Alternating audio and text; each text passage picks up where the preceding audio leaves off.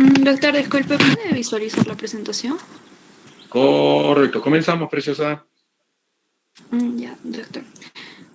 Buenas tardes, doctor. Buenas tardes, compañeros. En esta oportunidad les vamos a presentar el tema de cicatrización. Primero empezar con los conceptos. ¿Qué va a ser la cicatrización? Pues va a ser el mecanismo normal de reparación de las heridas y procesos degenerativos en los seres vivos. Es una reconstrucción biológica de un daño que va a finalizar con la cicatriz, ¿no? Y un tejido que normalmente reemplaza va a unir, reparar o curar al tejido lesionado. También mencionar de que esta cicatrización va a ser un fenómeno complejo y va a estar sujeto a mecanismos de estímulo y control humoral y celular hasta obtener la reparación. Una de sus características va a ser de que va a ser autolimitada, ya que cuando se pierde este mecanismo de freno se llega a la cicatrización anormal. Haciendo una comparación, por ejemplo, con la cicatrización fetal y la cicatrización de especies inferiores en la escala evolutiva, vamos a ver de que no van a finalizar con una cicatriz, sino con la regeneración del órgano lesionado, permitiendo así la reconstitución de los tejidos o partes corporales afectadas. Por ejemplo, aquí vamos a hablar sobre algunas especies, ¿no? Como la estrella de mar o las salamandras, que pueden incluso hacer crecer de nuevo una extremidad amputada de su cuerpo. Pero en el caso de especies más evolucionadas, vamos a ver de que se ha perdido la capacidad de regeneración y la reparación después de una amputación de una parte corporal, la cual va a finalizar con un muñón y con una cicatriz. Por lo tanto, se llega a la conclusión de que mientras más evolucionada sea la especie, menor es la posibilidad de regeneración y más avanzado el proceso de cicatrización. ¿Cómo va a ser el mecanismo de la cicatrización normal? Primero vamos a tener tres fases. La fase de inflamación, también conocida como reactiva, la proliferación y la remodelación. Recordar que la cicatrización normal va a ocurrir en estas fases sucesivas, pero van a tener en algún cierto punto algún grado de interposición. Vamos a hablar de cada una de ellas. Y bueno, la fase inflamatoria, que va a ser la primera, va a iniciar, ¿no?, con la lesión y puede durar 5 días, la cual podría prolongarse indefinidamente si no cesa el mecanismo de lesión o si no hay cierre primario de esta herida. Se va a producir la agresión y posteriormente se va a desencadenar la hemostasia para así poder frenar el sangrado por la vasoconstricción, la agregación plaquetaria y la formación del coágulo. Este coágulo no solamente va a detener el sangrado, sino que también nos va a servir como matriz regenerativa y va a ser fuente de los factores de crecimiento, dentro de las cuales vamos a considerar a las citocinas. Y las que van a estar mayormente involucradas va a ser el factor de crecimiento derivado de las plaquetas, el factor... Doctor.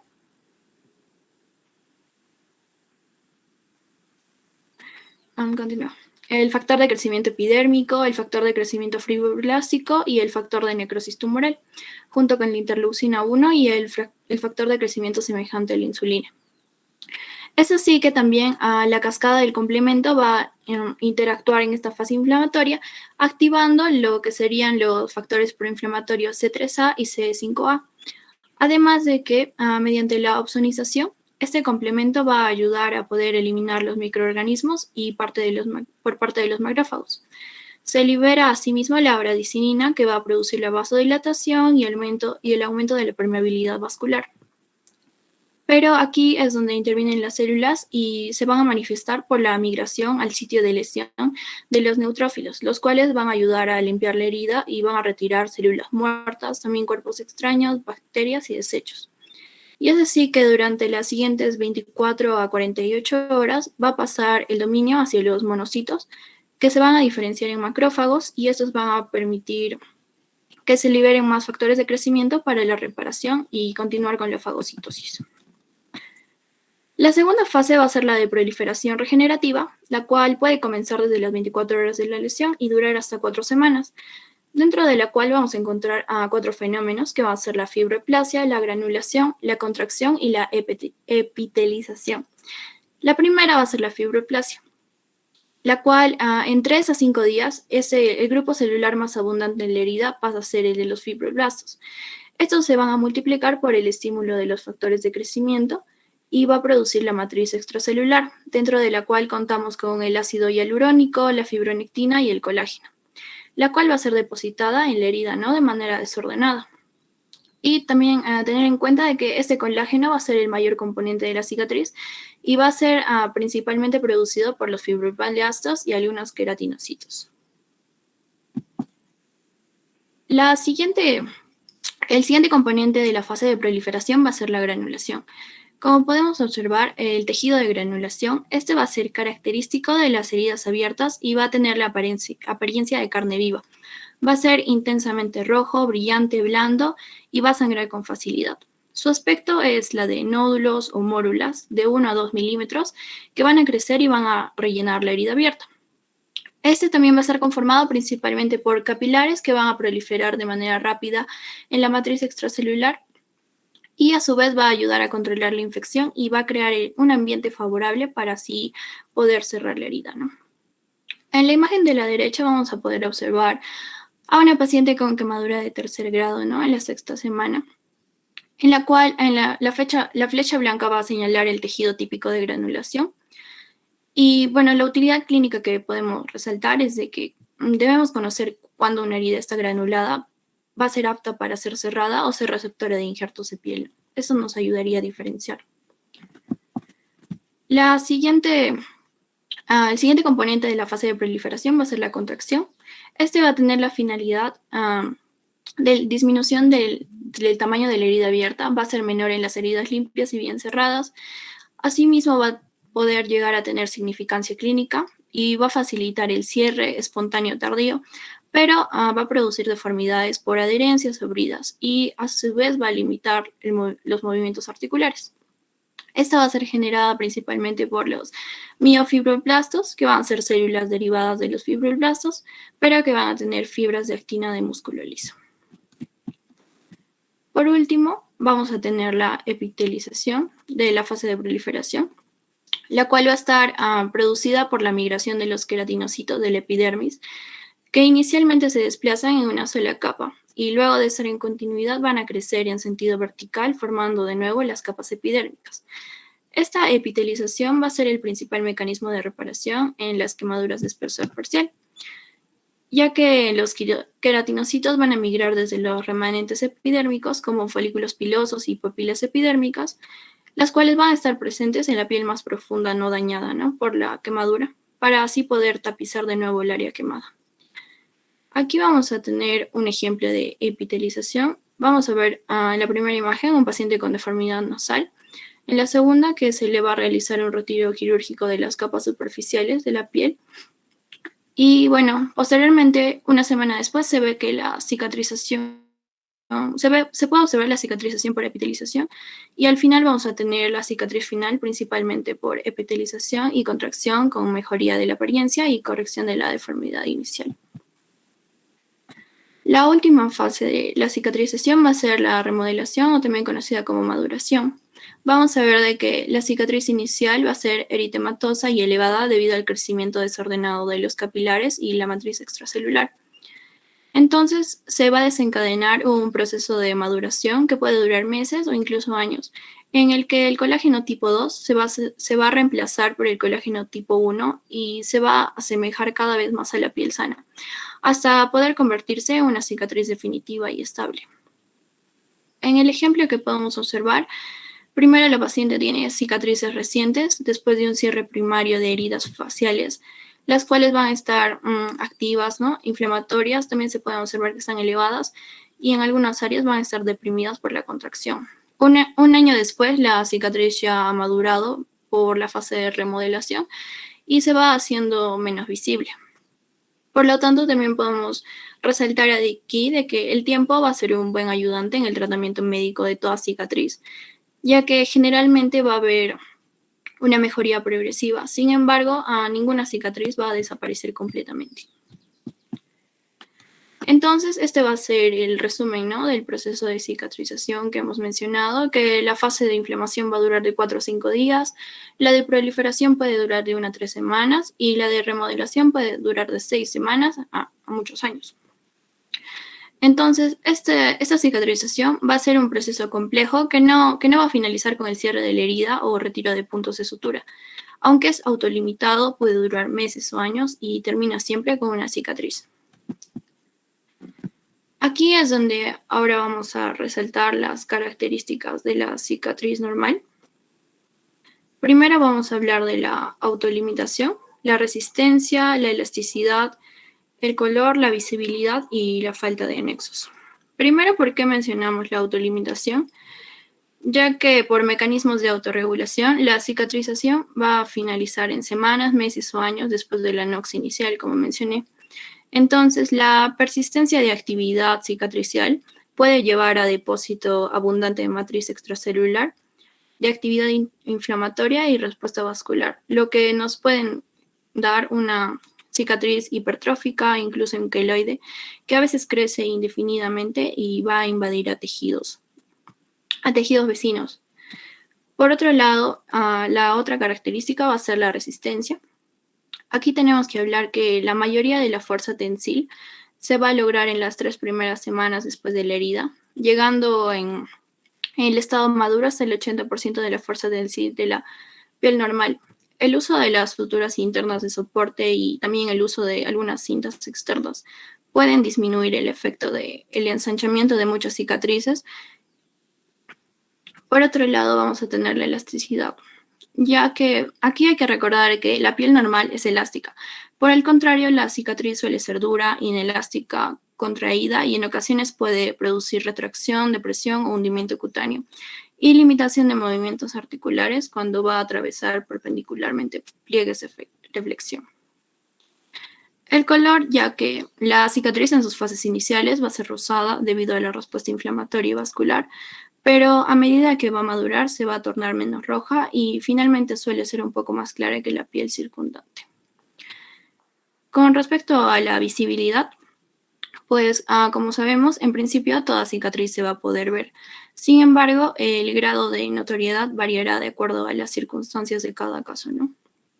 Y por último, la falta de anexos. La cicatriz de espesor total de piel no va a regenerar anexos cutáneos. Es, por ejemplo, que en una quemadura de 3er grado se va a notar que va a haber resequedad, también va a haber falta de sudoración y lubricación y va a tener tendencia a la aparición de fisuras.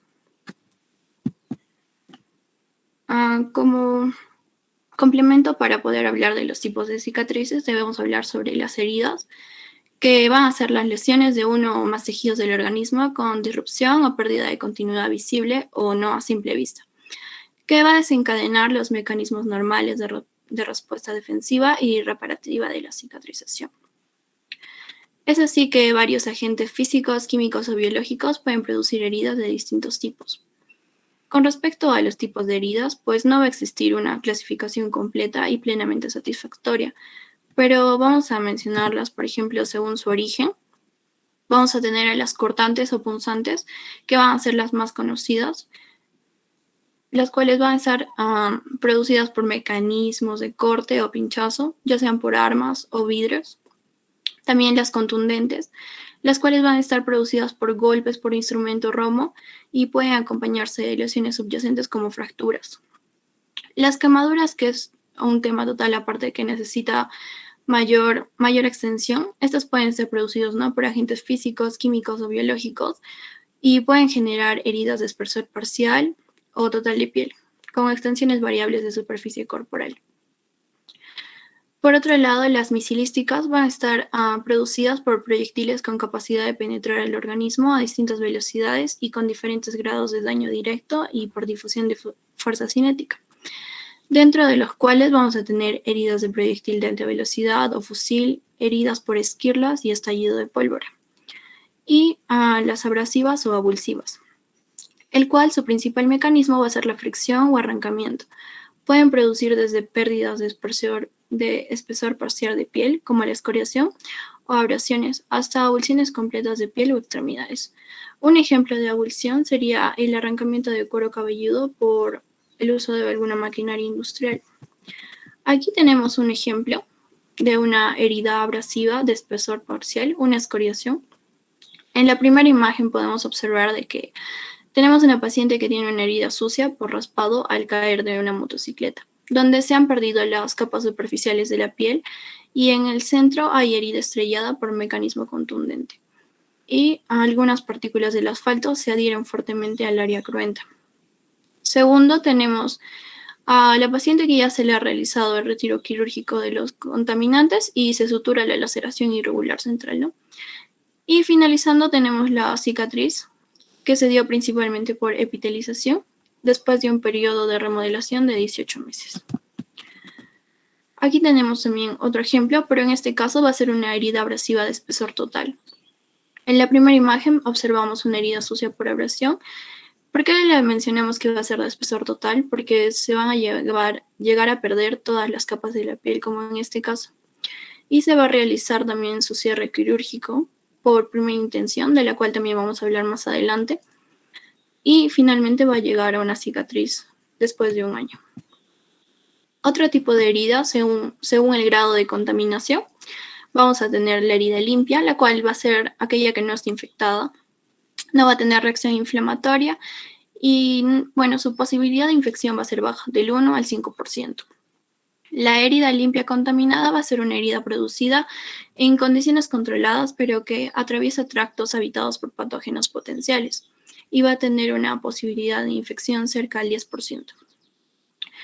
Con respecto a la herida contaminada, pues todas las heridas accidentales y heridas en condiciones no controladas van a ser consideradas, ¿no?, heridas contaminadas y su posibilidad de infección puede llegar al 40%. Y por último tenemos la herida socioinfectada, que van a ser aquellas heridas crónicas que van a tener pus, una infección franca, tejido necrótico, fueron producto de un accidente o de una agresión con perforación de víscera hueca. Y por definición van a tener el 100% de infección.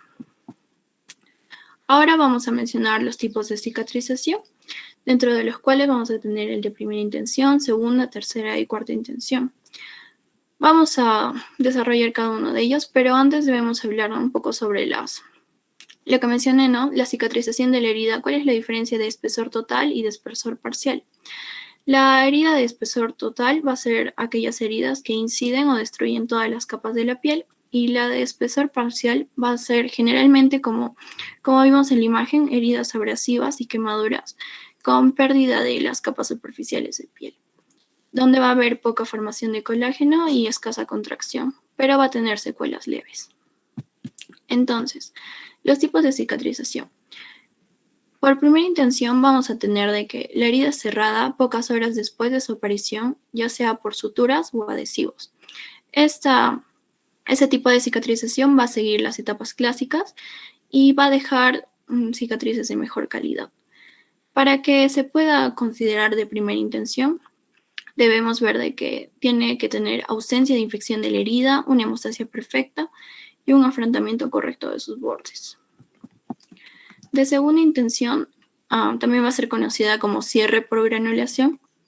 Esto es cuando la herida va a ser dejada abierta para que cierre de forma espontánea, en lo cual va a aparecer tejido de granulación y va a actuar los mecanismos de contracción y epitelización.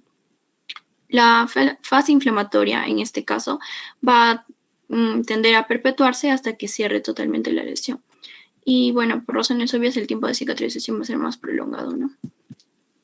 Aquí tenemos un ejemplo. En este caso vamos a tener una paciente con necrosis cutánea que se le ha realizado una cirugía de abdominoplastía y se le permitió la cicatrización por segunda intención. Como podemos observar en la primera imagen, tenemos tejidos necróticos en la herida. Para la segunda ya se realizó el desprendimiento de la escara. En la tercera imagen vemos que ya es una etapa progresiva de eliminación de tejido graso muerto. Luego ya podemos apreciar un fondo rojo que va a ser correspondiente al tejido de granulación, y el tamaño del área cruenta va a comenzar a disminuir por la contracción. Posterior a esto va a comenzar a crecer el epitelio desde los bordes de la herida, mientras que la contracción ha reducido el área cruenta al 30%. Y bueno, al final vamos a lograr observar un cierre final por epitelización y contracción con cicatriz visible, ensanchada, la cual va a ser poco elástica, sin anexos y con cambios pigmentarios, la cual debe completar su proceso de remodelación o maduración. Pero esto sería característico, ¿no?, de la segunda intención. La tercera intención, también conocida como cicatrización primaria diferida, a eso nos referimos cuando la herida va a ser cerrada después de varios días del traumatismo. Este tipo va a ser útil después de pasado el riesgo de infección en heridas inicialmente contaminadas o infectadas. Y el resultado puede llegar a ser similar al cierre por primera intención. Por último, vamos a tener el de cuarta intención. Y este va a ser una herida, la cual vamos a acelerar su cura mediante el uso de injertos cutáneos. Como en este caso vemos a un paciente que tenía una pérdida de sustancia en el codo y luego se le realizó un injerto de piel total. Y la tercera imagen va a ser como podemos observar su cicatriz después de 5 años.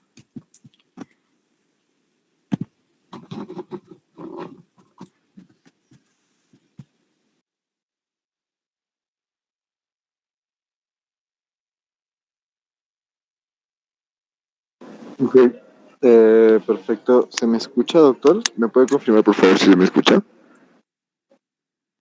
Sí se escucha. Ok, muchas gracias. Ok, entonces hablemos un poco de lo que es la manipulación clínica de la cicatrización desde el tratamiento de la herida. Ok, vamos a tener acá que vamos a encontrarnos con esta imagen que pueden ver a su lado izquierdo, que es básicamente pues una herida ocurrida 3 horas antes por mecanismos aversivos, ¿no? En la primera imagen. Y la segunda es para obtener una mejor cicatriz, la realización de un manejo adecuado de herida, desligamiento, cierre primario y control de la infección. Finalmente, después de una evolución natural, durante un proceso de maduración, tenemos nuestra cicatriz funcional y estéticamente aceptable. Debemos entender que la apariencia final de la cicatriz va a depender de muchos factores, tanto locales como sistémicos, y algunos de ellos modificables por nosotros, por los médicos, y otros modificables, ¿no? Determinados por factores causales, genéticos o al azar, que vamos a ver en algunas tablas, imágenes, ¿no? Siguiente, por favor. Los factores más importantes en los cuales nosotros podemos entrar a modificar a nuestro favor son las profilaxis. Por ejemplo, acá pueden ver la profilaxis antitetánica. El tétanos sigue siendo todavía una amenaza de muerte en cualquier herida, aún en las más simples, las menos complicadas, las contaminadas con heces fecales, con tierra, con tejido necrótico que es tetanogénico. Y de acuerdo al tipo de herida y el estado de inmunización que tenga nuestro paciente en cuanto al antitétanos, vamos a usar el toxoide tetánico y antitoxina tetánica humana, ¿no? Como pueden ver en la tabla de abajo, ahí tenemos el estado de vacunación antitetánica en el tipo de heridas es menos de 5 años, de 5 a 10 años, más de 10 años y nunca, y finalmente encontramos los dos tipos de heridas, herida pequeña limpia y herida tetanogénica. En la pequeña limpia, si es menos de 5 años, no vacunemos, al igual que en la tetanogénica, pero ya empezamos a hablar de la vacunación a partir de los 5 a más años. En la de ambas hay un refuerzo de aproximadamente 0.5 mililitros de toxoide y más si hubiese un refuerzo en la primera de 40 unidades internacionales o 0.5 mililitros de toxoide, que es el anatetal, el teatal, el tetanol, la vacuna TT, ¿no? Y en el segundo, en la herida tetanogénica, 0.5 mililitros de toxoide más 250 unidades de gamma globulina, ¿no? Y en el caso de que pues, el tipo de herida nunca se ha nunca se ha hecho antes o algo por el estilo, en nuestra herida pequeña limpia, vamos a iniciar un esquema de vacunación. Y en el caso de la herida que sí tiene más chance de ser tetanogénica, vamos a iniciar la vacunación más de 250 unidades de gamma globulina. Siguiente, por favor.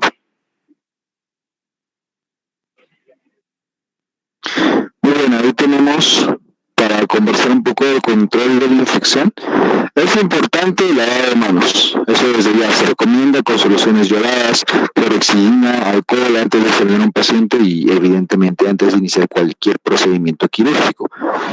También vamos a tener la antisepsia, que se debe retirar la mayor cantidad posible de agentes patógenos por preparación del sitio operatorio, lavándolo, ¿no? Lo lavamos con soluciones antisépticas y usualmente se utilizan también algunas de estas soluciones para el lavado de manos, así que se comparten. En cuanto a la irrigación, se recomienda utilizar muchas y grandes cantidades de lo que son soluciones isotónicas, suero fisiológico, lactato de Ringer, ¿no? y baja la presión para disminuir las cuentas bacterianas de las heridas y retirar lo que son los cuerpos extraños. Se ha comprobado que el agua potable, el agua destilada, sí pueden tener efectos similares y no se han demostrado efectos deleterios cuando se usan pues directamente sobre las heridas. ¿Cómo lo logramos efectivamente? Una jeringa de 50 mililitros, con ella irrigamos desde unos 30 a 50 centímetros de distancia y esto genera un chorro suficiente eficaz para limpiar la herida. Las soluciones antisépticas y el alcohol no se usan directamente en las heridas. ¿Por qué? Porque favorecen el daño tisular y la potencial toxicidad por absorción. En la imagen podemos ver un tatuaje por asfalto, por lo que es una apariencia final de una cicatriz por una mala limpieza. No, este niño meses atrás sufrió una caída y como pueden ver ahí, tiene una herida frontal contra el asfalto y ha dejado esta cicatriz negra, que es el tatuaje, ¿no? Que es básicamente es la curación dejando dentro partículas extrañas, que esta secuela es prevenible, de hecho, al momento de cerrar la herida. ¿Cómo? Realizando un lavado cuidadoso para retirar todo el cuerpo extraño que esté presente ahí. Siguiente, por favor.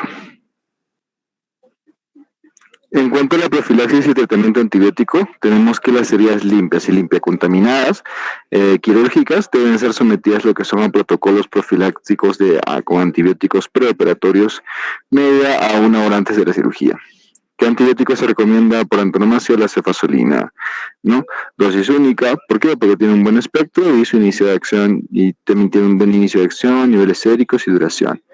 En el caso de las heridas sucias, como las traumáticas y las infectadas, ahí necesitamos ya un tratamiento antibiótico formal. Siguiente, por favor.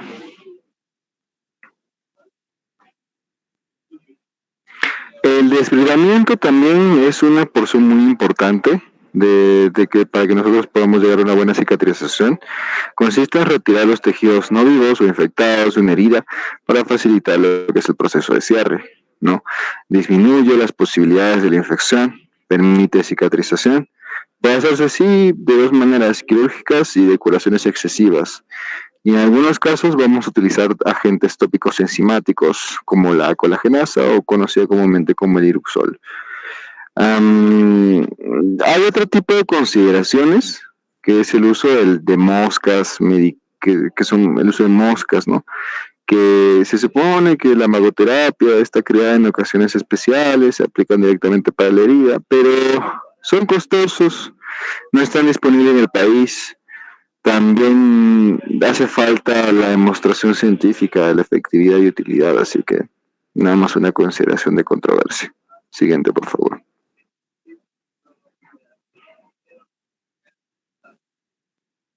El cierre primario está indicado en heridas simples, no complicadas.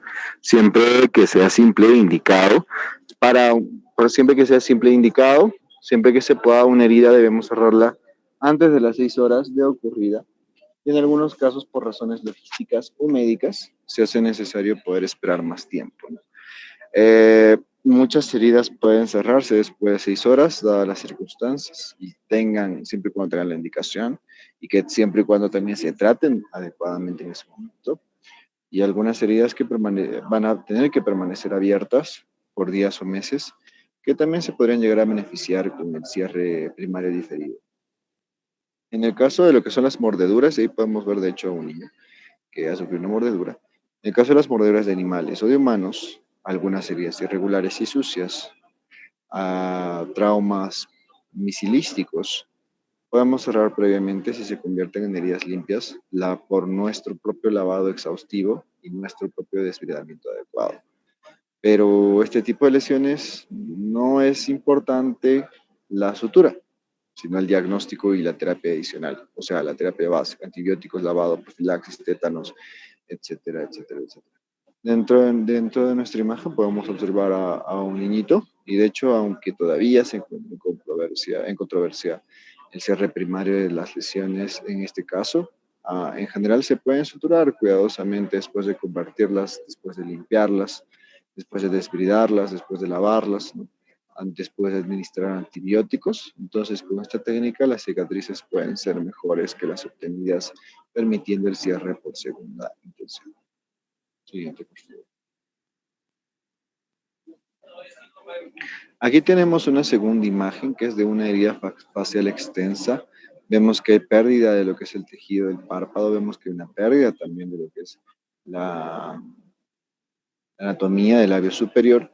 Entonces, durante la cirugía se retiran todos los contaminantes, todos los cuerpos extraños, debilitamos tejidos que no son vitales, reparamos adecuadamente sin poner tensión y también por planos utilizando pues injertos de piel, ¿no? Y avance de tejidos vecinos como colgajos locales en lo que es el labio y utilizar antibióticos evidentemente. Y ahí vamos a pasar a lo que es nuestra segunda imagen, que es la apariencia unas pocas semanas después. No hay marcas de sutura que se quitaron al quinto día. Y la tercera, que es después de la maduración cicatrizal, con cuidados locales, oclusión con cintas, bloqueador solar, esteroides tópicos, no fue necesario realizar revisiones quirúrgicas o revisión de cicatrices, ¿no? Como se conoce. Pero una consideración también bastante fuerte es también cuál sea el compromiso del paciente para con la cicatriz, ¿no? Porque también es un seguimiento que se le debe hacer para que se le pueda controlar exactamente lo que le pasó a esta señora, ¿no? Aparte de todo el tratamiento que tuvo tratamiento de soporte dermatológico, bloqueador solar, probablemente inyección de esteroides, oclusión con cintas, ¿no? Que también se hace en el caso de la inyección de esteroides, también se hace en cirugía plástica. Em, cuando nosotros tenemos cuando nosotros tenemos una correcta aplicación de una técnica operatoria, lograr la buena hemostasia, lograr un buen drenaje, cerrar sin tensión y usar materiales adecuados y medios adecuados, vamos a tener de hecho una mucho mejor cicatriz al final. Siguiente, por favor.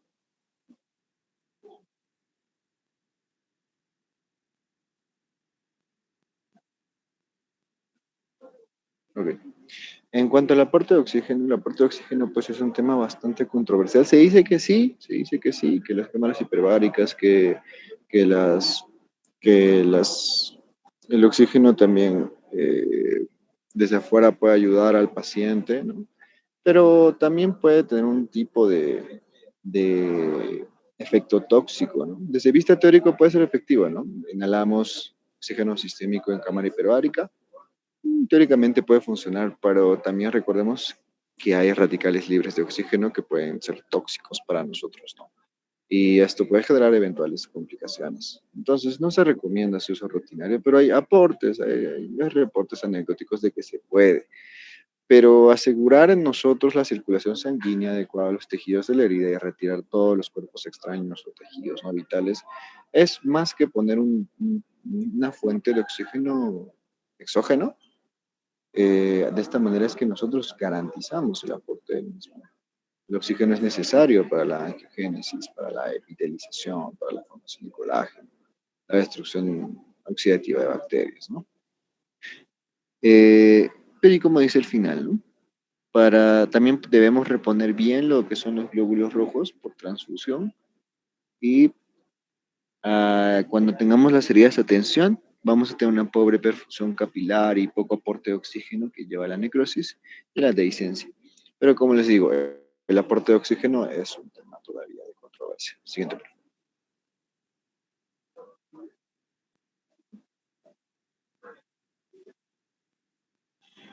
En el caso de la nutrición, vamos a encontrar pues de que sí hay requerimientos nutricionales por la misma carga catabólica que se tiene en un paciente operado, en un paciente con heridas quirúrgicas, en especial si son extensas y crónicas.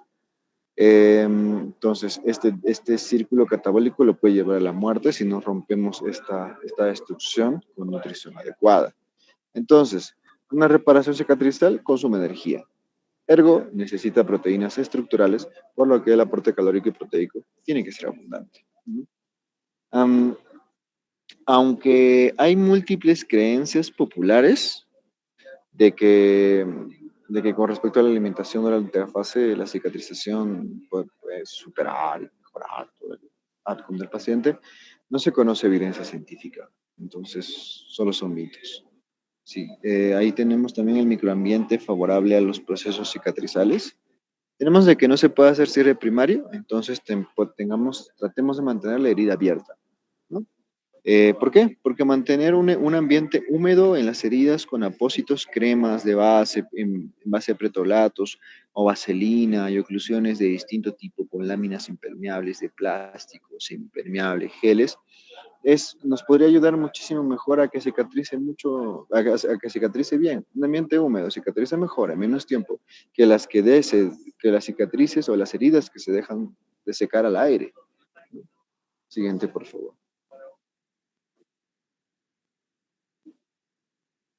Entonces ahí tenemos los aspectos claves, que es lo que conversamos, ¿no?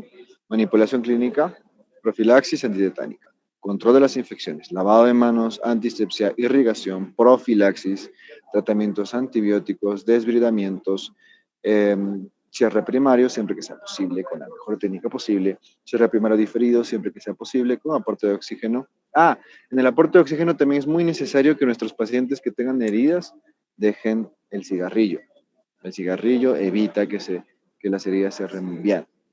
Entonces, ¿por qué? Porque pues es un competidor del oxígeno, de la hemoglobina, etc. Lograr la transfusión de glóbulos rojos cuando tengamos anemia sintomática.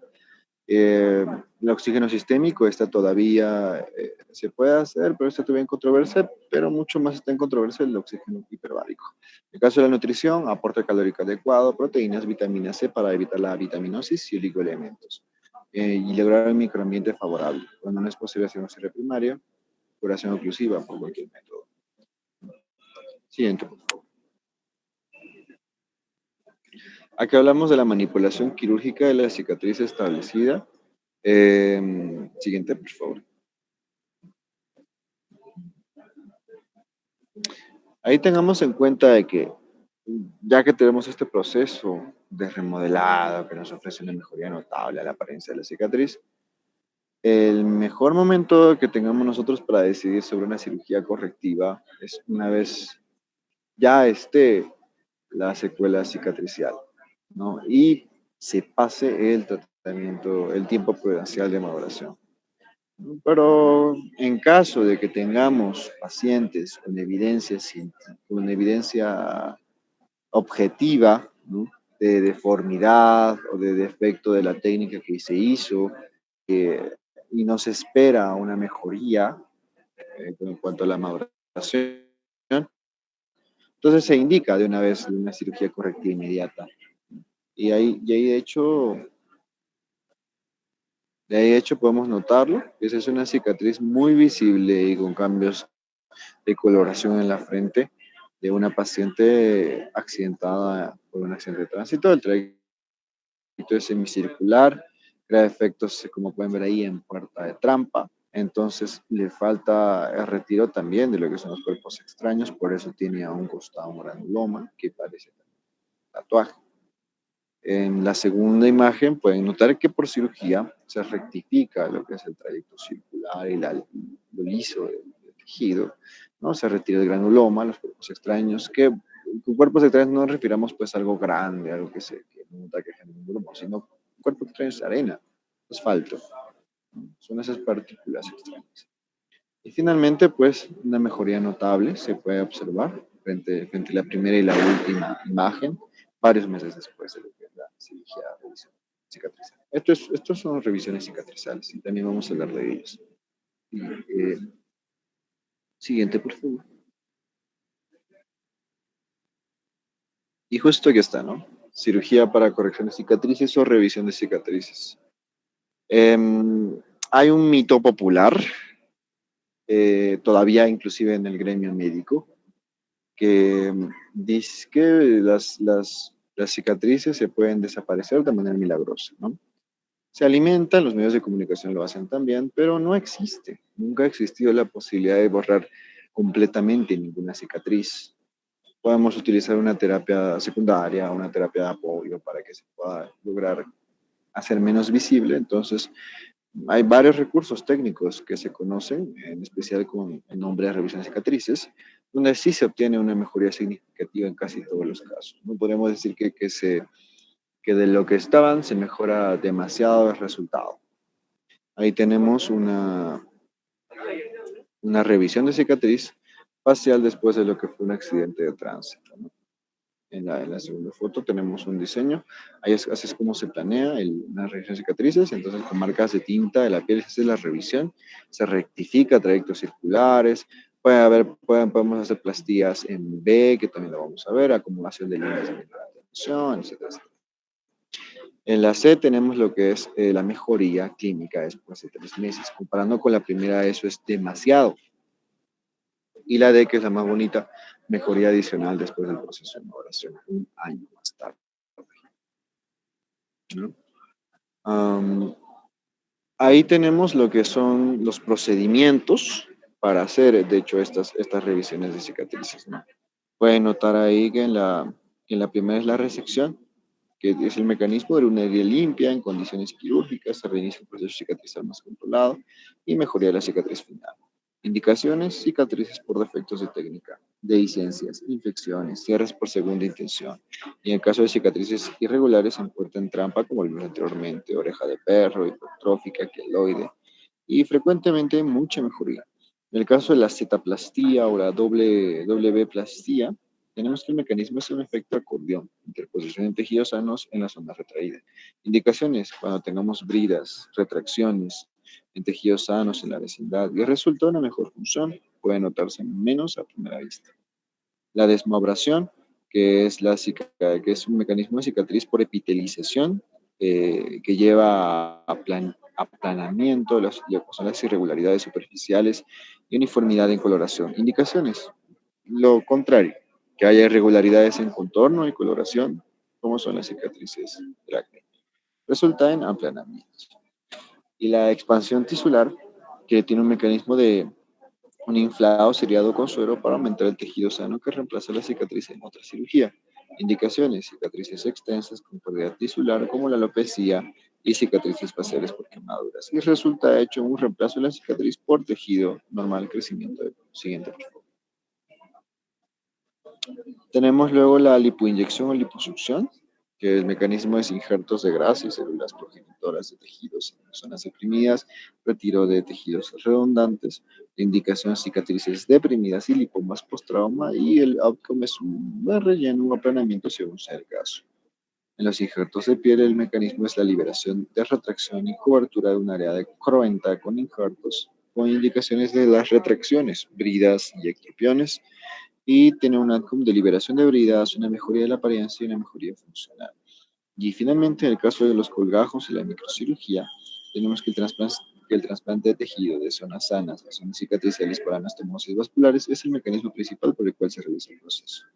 Las indicaciones: corrección de deformidades graves con pérdida de tejido. Finalmente, vamos a tener un paciente con un aporte de tejidos sanos y cicatrices, corrección de heridas severas, rellenos de defectos y una muy buena reparación funcional. Siguiente, por favor.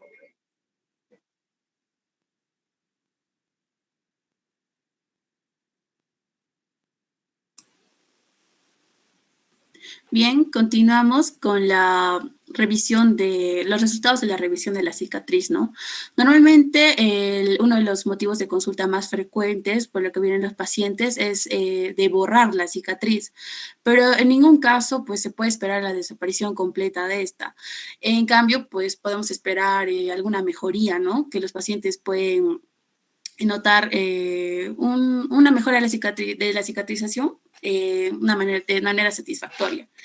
Entonces, en el caso de cicatrices que se encogen, por ejemplo, en caso de los dedos que van a impedir el funcionamiento, pueden ser estiradas por un efecto de acordeón o realizar las Z-plastías y las W-plastías, como vemos en las imágenes. Por ejemplo, vemos, ¿no? Eso de la mano, una cicatriz que se le hace la Z-plastía y ya vemos que puede estirar completamente.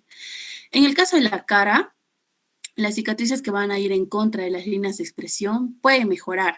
Esto haciendo un cambio de la dirección para poder ocultarla entre las arrugas, o si las desplazamos a zonas de menos apariencia o áreas de sombras del rostro, ¿no? En caso de parches cicatriciales, como los dejados por quemaduras, es posible pues, que se pueda disminuir el tamaño de esas cicatrices con procedimientos como una resección, una expansión tisular, incluso por colgajos. Siguiente, por favor. Ahora vamos a hablar acerca de la cicatrización anormal. Siguiente. Bueno, procederemos a hablar de las heridas crónicas, heridas abiertas, úlceras cutáneas y las úlceras de presión. Entonces, en estos casos, lo que sucede es que van a fallar los mecanismos espontáneos de cierre y las heridas van a permanecer abiertas por más tiempo, incluso algunas veces va a ser de manera indefinida. Como causas de estos pueden ser por infecciones, por cuerpos extraños, por material de osteosíntesis, por infecciones óseas crónicas, pseudoartrosis, por una insuficiencia valvular, arterial, venosa o linfática, en casos de diabetes, obesidad, por usos de esteroides, tabaquismo, por cáncer, inmunosupresión, en casos de quimioterapia, radioterapia, desnutrición y una presión indebida. Siguiente, por favor. Los ejemplos clínicos más comunes van a ser las úlceras de presión o úlceras en decúbito, que van a ser áreas, ¿no?, lesionadas por las que aparecen cuando el paciente permanece en una misma posición durante demasiado tiempo. Normalmente se van a formar pues donde los huesos están más cerca de la piel, como los tobillos, talones y las caderas. También vamos a tener las úlceras arteriales y venosas en miembros inferiores. Ahí tenemos la úlcera venosa en el lado izquierdo y dos imágenes de las úlceras arteriales en el lado derecho. La etiología más frecuente de una úlcera venosa va a ser una insuficiencia venosa primaria o secundaria, y en el caso de una úlcera arterial van a ser por casos de embolias, por traumatismos arteriales, por enfermedad de Raynaud, por arteriosclerosis o una angiopatía diabética. Normalmente, la característica de estas lesiones, pues es que en las venosas, como podemos ver en la imagen, pueden ser de gran tamaño, son superficiales, de bordes irregulares y son sangrantes. En el caso de las arteriales, pueden ser numerosas y son de pequeño tamaño, tienden a profundizar, los bordes son redondeados y planos, ¿no? Y no son sangrantes. También otro caso tendríamos del pie diabético, con sus múltiples grados, que ya los conocemos, ¿no? Que estas aparecen, sabemos, en pacientes con diabetes, ¿no? Incluso afectando a nivel arterial, incluso a nivel de los nervios. Siguiente, por favor. Con respecto al tratamiento, pues respecto a los factores que se mencionaron, puede ser la mejoría del estado circulatorio, el control de la diabetes, la suspensión del cigarrillo, la prevención de puntos de presión indebida, el control de la infección y un aporte adecuado de nutrientes, también como la vitamina C y oligoelementos como el zinc. La persistencia de las heridas abiertas por años perpetúa los mecanismos proliferativos epiteliales y va a facilitar la aparición de carcinoma espinocelular con el paso del tiempo, a lo que se conocerá con el nombre de úlcera de Marjolin, que es la transformación maligna de las úlceras crónicas. En la imagen tenemos que es de una paciente con una herida abierta por años en la región posterior, anterior y lateral de la pierna, después de haber padecido por una quemadura de tercer grado, ¿no? Entonces, la contracción cicatricial lleva a la deformación del pie en equino no reducible, y en los últimos meses se observa el crecimiento tisular en la ulceración, donde se le hace una biopsia y se le confirma este carcinoma escamocelular o la úlcera de Marjolin. Siguiente. Ahora hablaremos de las cicatrices hipertróficas y también de los queloides. Entonces, el proceso de cicatrización va a ser autolimitado y va a finalizar con una cicatriz madura, como hemos visto en la primera parte de la exposición. Pero en este caso, por mecanismos que no van a ser comprendidos completamente, algunas cicatrices pueden crecer de manera temporal o incluso de manera permanente, produciendo una deformidad y una limitación funcional. Se ha observado que en caso de ancianos tiene una menor tendencia a la hipertrofia, mientras que en personas en crecimiento y que están hormonalmente activas, pues sí va a ser mayor. Y pues que las cicatrices que van a cruzar perpendicularmente a los pliegues de la piel parecen tener mayor tendencia a la hipertrofia y a los queloides que cuando son paralelamente a ellos o los que cruzan en ángulos menores a 45 grados. Como unas diferencias generales entre estas dos, vamos a tener que, si el crecimiento se limita a la cicatriz en sí, vamos a denominarla una cicatriz hipertrófica, como en la imagen. Pero si se va a extender de manera invasiva al tejido sano, vamos a denominarla queloide. Las cicatrices hipertróficas van a ser autolimitadas, involucionan, ¿no?, en algunos meses, mientras que los queloides van a crecer indefinidamente. Siguiente, por favor.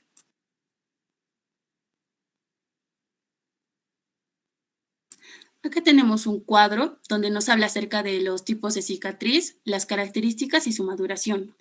En el caso de la cicatriz hipertrófica, vamos a tener que va a ser rojizo, va a ser elevado, pruriginoso, confinado al borde de la cicatriz original, y generalmente madura una apariencia elevada, ligeramente parecida a una cuerda. Y la cicatriz madura, pues, ha aumentado de ancho, y esto es variable.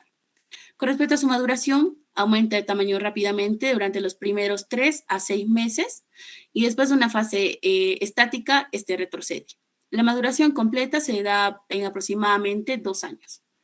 Con respecto al queloide, vamos a tener un queloide menor y un queloide mayor, donde el queloide menor tiene características como que es focalmente elevado, va a ser pruriginoso, se va a extender más allá de los bordes y puede tener un componente genético para el desarrollo de los queloides. El sitio típico va a ser en el lóbulo de las orejas, como vemos en la imagen, ¿no? También con respecto a la maduración, puede desarrollarse 1 año después de la quemadura, no retrocede espontáneamente como sucede en la cicatriz hipertrófica, y la recurrencia generalmente sigue, ¿no?, a la incisión quirúrgica. Con respecto al queloide mayor, van a ser grandes, mayores a 0.5 centímetros, es doloroso, pruriginoso y se extiende más allá de los bordes de la quemadura sobre el tejido normal, y puede resultar incluso en un traumatismo menor. Como maduración, pues no va a retroceder tampoco espontáneamente y puede continuar progresando en tamaño a lo largo de los años. Siguiente. Entonces, con respecto a los queloides, frecuentemente los vamos a encontrar en heridas sucias, infectadas, por cierres a tensión o heridas que cierran por segunda intención. Estas van a estar presentes prácticamente en todas las quemaduras de tercer grado, y esas parecen ser más frecuentes en áreas como los lóbulos auriculares, la piel de los hombros, región escapular, zona preesternal, y menos frecuente en los párpados, palmas y las plantas. Incluso es posible que exista algún factor genético o racial que favorezca la aparición de los queloides en personas de raza negra, ¿no? Siguiente, por favor. Con respecto al tratamiento, aunque sabemos que los queloides van a ser tumoraciones benignas, su tratamiento va a ser algo frustrante por la alta frecuencia de las recidivas, y también va a haber una amplia variedad de opciones, ¿no?, de tratamiento. Entonces, el tratamiento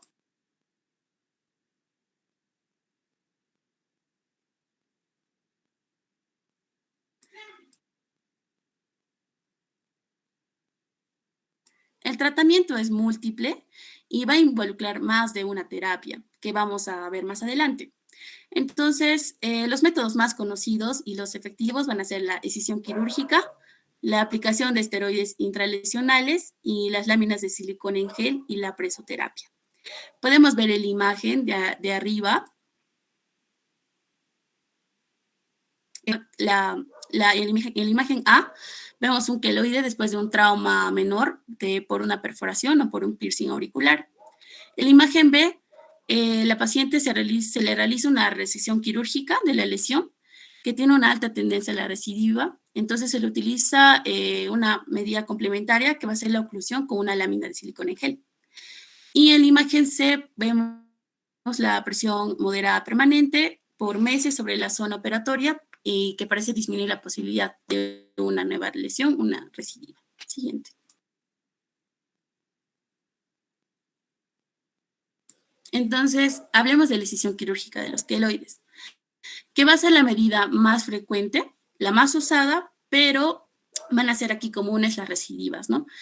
Esta se va a acompañar de medidas como la infiltración con esteroides, el uso de vendajes compresivos y la oclusión con gel de silicona, radioterapia y entre otras. La recesión completa de la lesión con márgenes en tejido sano puede ser la mejor evolución que una recesión parcial de la lesión. De igual manera, algunos tipos histológicos de los queloides con bordes invasivos o mal delimitados parecen ser de peor pronóstico clínico. Tenemos que tener en cuenta que todo queloide que es retirado debe ser enviado a un estudio histopatológico para descartar otras lesiones. Entre diagnósticos diferenciales podemos tener el dermatofibrosarcoma protuberans, el carcinoma vasocelular y las infecciones crónicas. Siguiente, por favor. Con respecto a los esteroides intralesionales, vamos a utilizar dosis bajas de esteroides inyectables de depósito. Esto cada 4 a 6 semanas. Usualmente se van a aplicar 1 o 2 centímetros de solución disueltos en 1 a 4 centímetros de lidocaína al 1 o al 2% con o sin epinefrina. Se va a utilizar una aguja delgada, podemos hacer uso de la tuberculina, y la aplicación debe ser estrictamente intralesional, tratando de no hacerlo en el tejido sano. La aplicación, pues, por fuera de la lesión va a ser inefectiva, va a producir atrofia, depresión y decoloración de la piel vecina. Entonces, la inyección va a ser lenta y dificultosa. Esto es por la dureza, ¿no?, del tejido hipertrófico. También que cuando se aplica correctamente a la cicatriz, esta se va a tornar pálida. Y las desventajas, pues, sería el dolor de la aplicación, los efectos locales de depresión o de coloración, telangiectasias y el acné localizados. En la imagen que vemos a la izquierda, podemos ver en la imagen A una cicatriz, ¿no?, en fase proliferativa de apariencia queloidea. En la imagen B, o sea, la de abajo, podemos ver que ya se están utilizando las dosis bajas de estos esteroides inyectables de depósito cada 4 o 6 semanas. Y en la imagen C, pues tenemos que después de esta infiltración se ve un cambio de coloración característico. Entonces, por ningún motivo tenemos que infiltrar, ¿no?, los tejidos sanos. Por el contrario, en la imagen de la derecha, tenemos que en la imagen A hay una depresión tisular. Generalmente esto ocurre cuando se usan dosis mayores y muy repetidas en los tejidos sanos. En la imagen B tenemos la respuesta sistémica característica del abuso de los esteroides para el manejo de cicatrices de quemadura en un paciente que ha desarrollado síndrome de Cushing iatrogénico. Y en la imagen C tenemos una depresión y se ve una hipopigmentación por infiltración de las zonas sanas. Siguiente, por favor.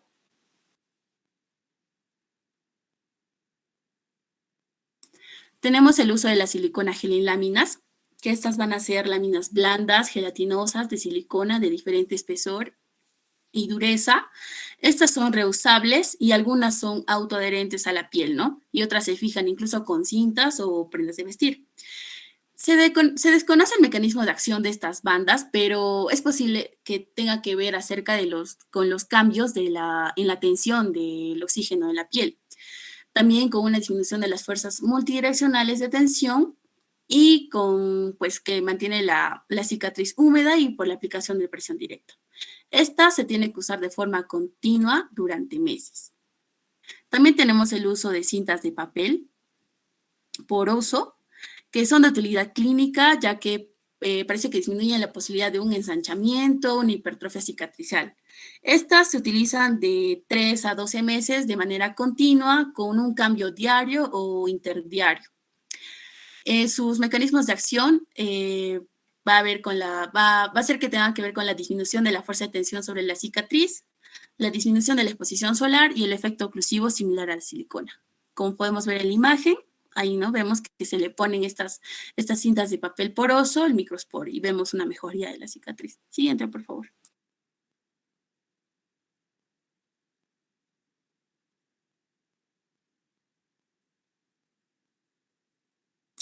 Tenemos la presoterapia, aunque el uso de las prendas de licra que realizan presión moderada sobre la cicatriz es muy difundido.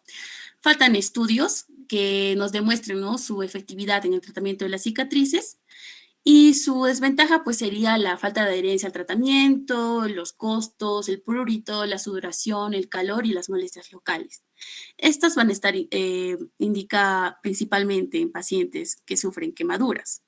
En la imagen A podemos ver, ¿no?, la silicona en láminas de gel, que se adhiere a la zona cicatricial y a demostrar una efectividad clínica. Y en la imagen B ya podemos ver el uso de las prendas elásticas, en la licra, ¿no? Que permite administrar una presión moderada continua por efecto y el aplanamiento de la lesión. También vamos a tener otras medidas o el tratamiento de los queloides, que van a ser el láser, que pues este sirve de utilidad ya que podría producir un daño térmico en lo que son los fotóforos específicos de la hemoglobina que van a estar presentes en los vasos de la cicatriz inflamada. Y este daño pues podría producir lo que es una reorganización del colágeno y una disminución de la cicatriz. Aunque el uso del láser es ampliamente difundido, sus resultados son limitados. Pero se ha visto que el láser pulsado de 585 nanómetros tiene una efectividad demostrada en la disminución del prurito, al igual que lo hacen la adecuada hidratación de la cicatriz. También se han utilizado esteroides típicos en oclusión, como la 5-fluorouracilo, la bleomicina, la imiquimod y otros antineoplásicos, como el interferón, la radioterapia fraccionada o en dosis únicas. Pero pues falta una demostración científica, ¿no? Siguiente, por favor.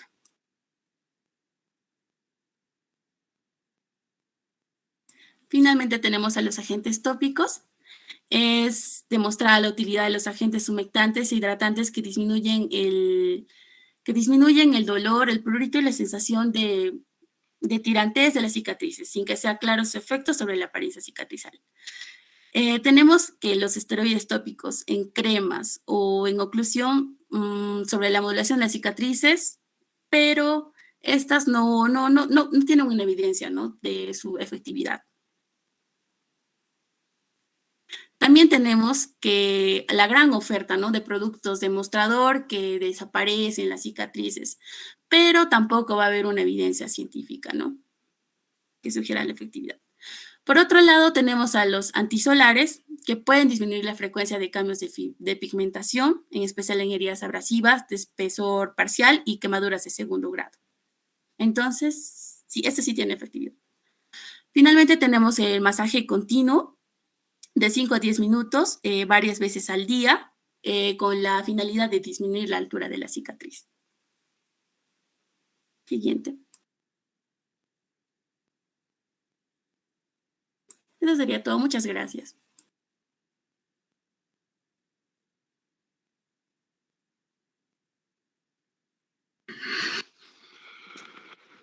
Bien, muchachos. Bueno, tocaron un tema que ya se había tocado el día domingo, pero bueno, vamos a continuar. ¿Podrías poner tus láminas desde el comienzo, por favor? Porque acá sí hay muchos puntos que hay que aclarar o definir.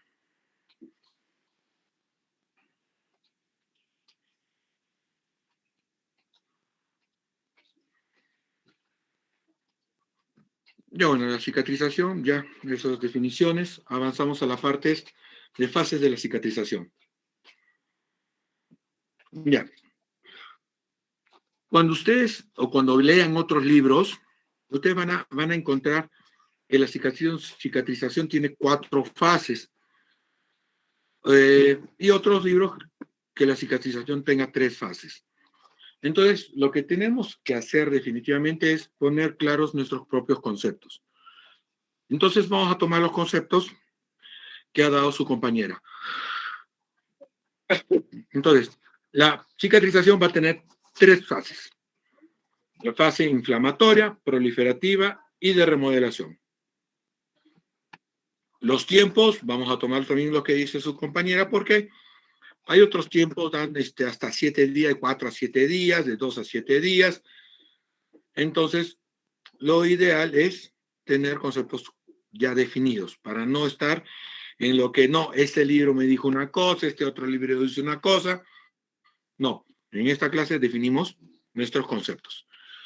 La fase inflamatoria tiene 2 subfases. Una fase hemostática y una fase propiamente dicha inflamatoria. En la fase hemostática es la movilización de plaquetas, formación de la malla plaquetaria y formación del coágulo y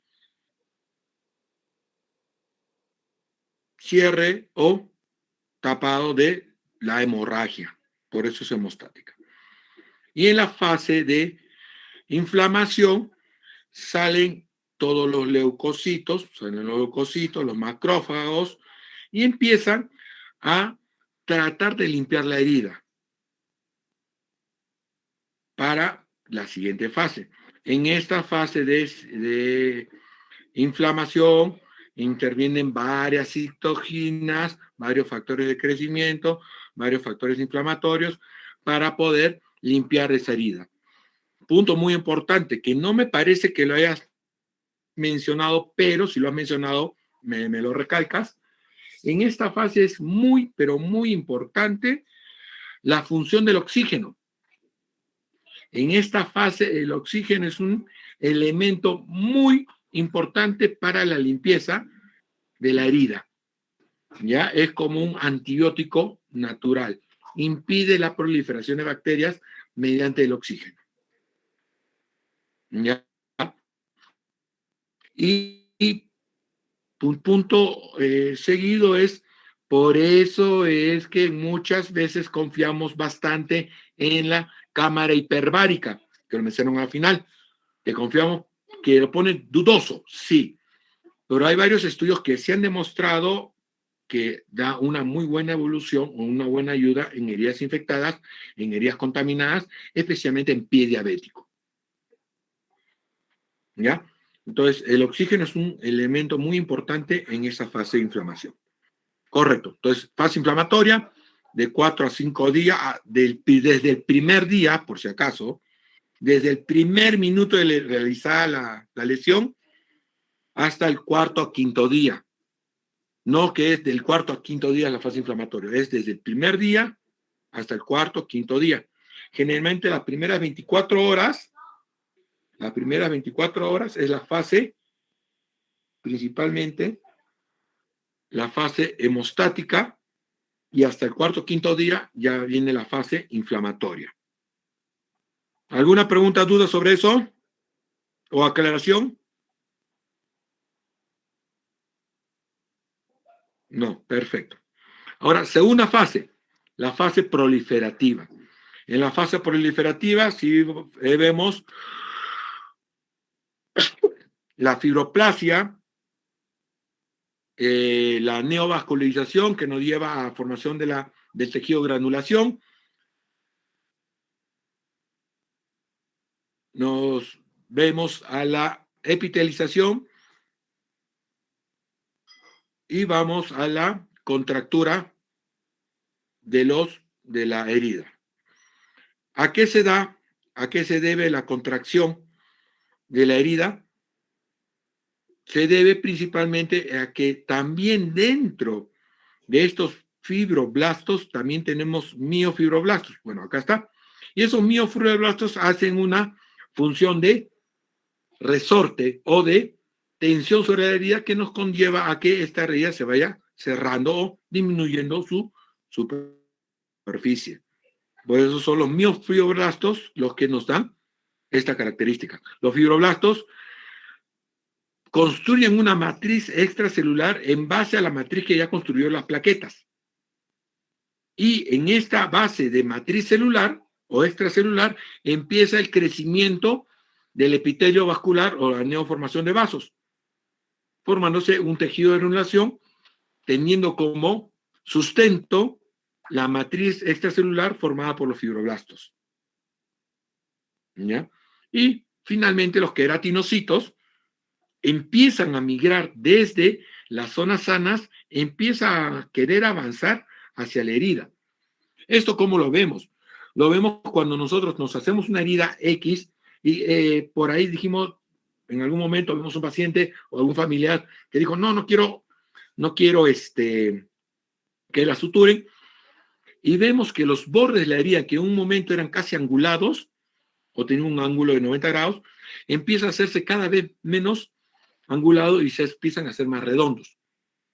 ¿Por qué vemos que los bordes de la herida se hacen más redondos? Porque la epitelización empieza a avanzar y lo primero que hace es cubrir el borde de la herida. Y por eso en algún momento ustedes han escuchado que cuando hacemos los cierres de herida por segunda y por tercera intención o primera intención diferida, por tercera intención, ya les di una pregunta de examen, ¿ah? Ya. Por tercera intención, tenemos que hacer reavivamiento de bordes para retirar ese tejido de epitelización que ha invadido los bordes y empezamos a tener un borde cruento que pueda afrontar con el otro en forma más adecuada. ¿Ya? Entonces, esas son las 4 fases de la proliferación. La fibroplasia, tejido de renovación o neovascularización, la contracción y la epitelización. Pregunta de examen, Gabriela. ¿Cuál es el primero? ¿En qué fase avanza? ¿Primero es la fibroplasia o primero es la granulación o primero es la contracción o primero es la epitelización? ¿Cuál es primero, cuál es segundo, cuál es tercero? En línea de tiempo, ¿cuál se da primero?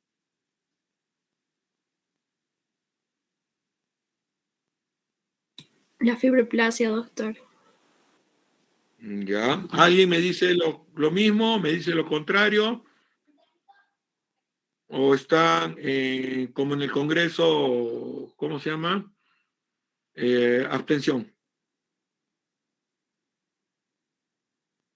Ya. Pregunta de examen es, ¿las 4 fases son simultáneas? En alguna parte de la herida está empezando la fibroplasia, en otra parte de la herida está empezando a crecer el tejido de granulación sin aún tener un sustento extracelular. En otra fase, en otra parte está empezando a haber una contractura de la herida. Y en otra parte de la herida, especialmente a nivel de los bordes, está empezando la epitelización. ¿Ya? ¿Ya?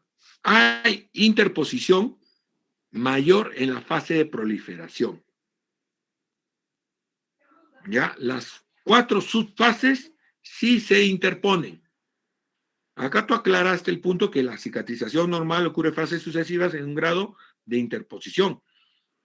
Claro, a cierto grado de interposición entre la inflamación, proliferación y remodelación.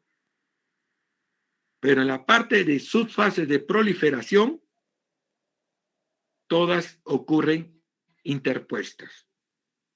No necesariamente tiene que haber una fibroplasia para que pueda haber una epitelización. No necesariamente tiene que haber una fibroplasia para que haya una contracción de la herida. ¿Correcto? Ya.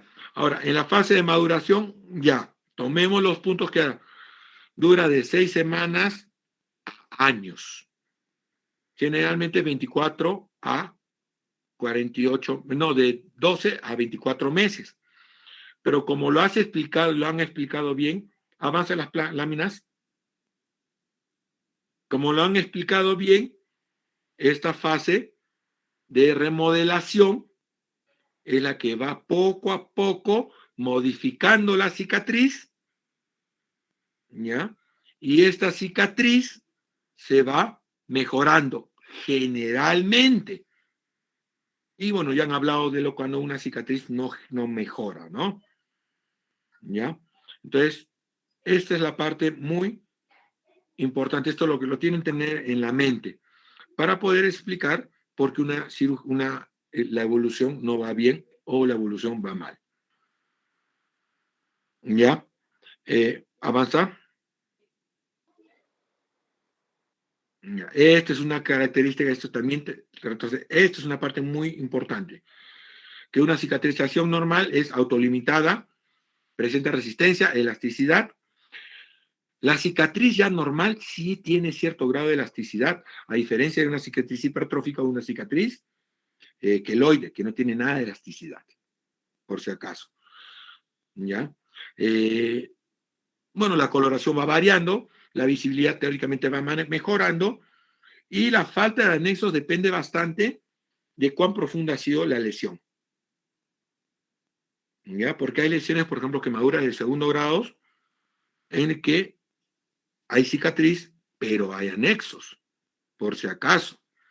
Esto de falta de anexos no es totalmente cierto, porque cuando hablaste de la cicatrización de quemaduras, ¿en qué se basa, Gabriela? ¿En qué se basa la epitelización de las quemaduras de segundo grado? Doctor, con respecto a eso sería porque ya van a afectar, la falta de anexo sería porque ya van a afectar lo que sería el espesor total de la piel, todas las capas. Claro. Solo se darían las quemaduras. Pero de la falta de anexos, pero acuérdate que tenemos cicatrización en quemadura de segundo grado, ¿correcto? Pero ¿cómo se epiteliza una quemadura de segundo grado? ¿En base a qué se epiteliza una quemadura de segundo grado? Porque la quemadura de segundo grado ya tocó la dermis papilar y la dermis reticular. Especialmente ya se llevó de encuentro la dermis papilar, por lo tanto ya no hay ni un folículo piloso. Que diga, no hay ya la lámina basal o la capa basal de la piel ya se eliminó, ya fue. Entonces, ¿en base a qué empieza a haber una repitelización? Doctor, ¿podría ser por remanentes epidérmicos, doctor? No, ya lo mencionaba, lo viste, una lámina como que he mencionado. Y las papilas epitérmicas. Exacto. Porque los folículos pinosos penetran más allá de la dermis reticular muchas veces y están justo al límite entre dermis reticular y el tejido celular subcutáneo. ¿Me entiendes? Entonces, en una quemadura de segundo grado hay pérdida de toda la piel, pero como los folículos pilosos van más adentro y siempre a los bordes de ese tubo que cubre el folículo piloso, tenemos piel sana. Y en base a esa piel que está en los folículos pilosos es que se repiteliza toda la piel. Entonces la próxima semana que vamos a ver quemaduras, van a ver que una quemadura de segundo grado tiene una característica de punteado, un punteado en la superficie, que es la característica porque hay persistencia o todavía nos queda las huellas del folículo piloso y en base a esos puntos es que empieza a haber una repitelización que en 7 días se completa. ¿Ya? Entonces, la autolimitación, totalmente de acuerdo. Resistencia, acuerdo. Elasticidad, de acuerdo. Color, de acuerdo. Visibilidad, de acuerdo. Falta de anexos, ahí pongo mi reparo. Correcto. Sigue avanzando, preciosa. Bueno, tipo de heridas, bueno, esto ya lo hemos visto en la clase del domingo, avanzamos. Lo que me gustaría es ver esas úlceras, la lesión que hubo en una abdominoplastía, hablando de cirugía plástica, justo.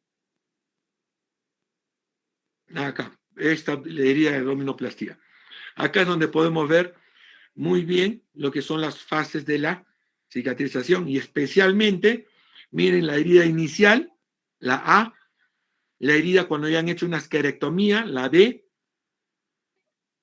y ya está empezando todo lo que es las fases de la tejido de granulación, donde vemos la fase D, en la foto D, la contracción, que se ve también en la D, la epitelización, que se ve en la fase F, que terminó de epitelizarse.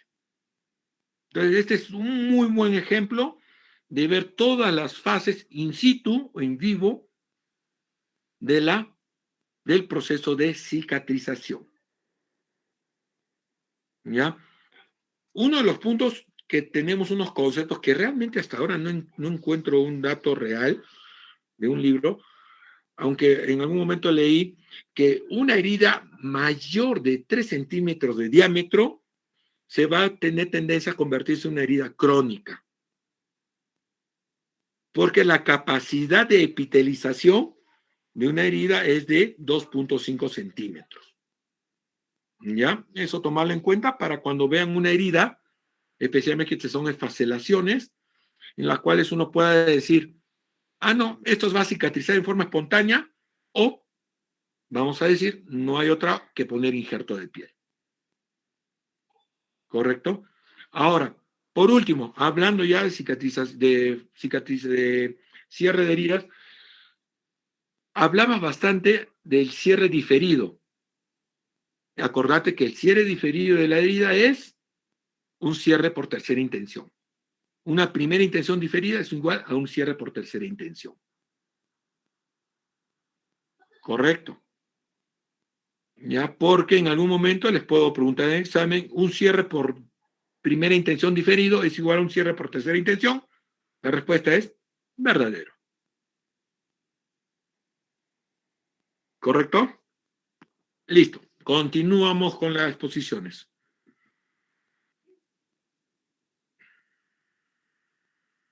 Ya, la cuarta intención me encantó, eso sí, no se mencionó en la clase anterior.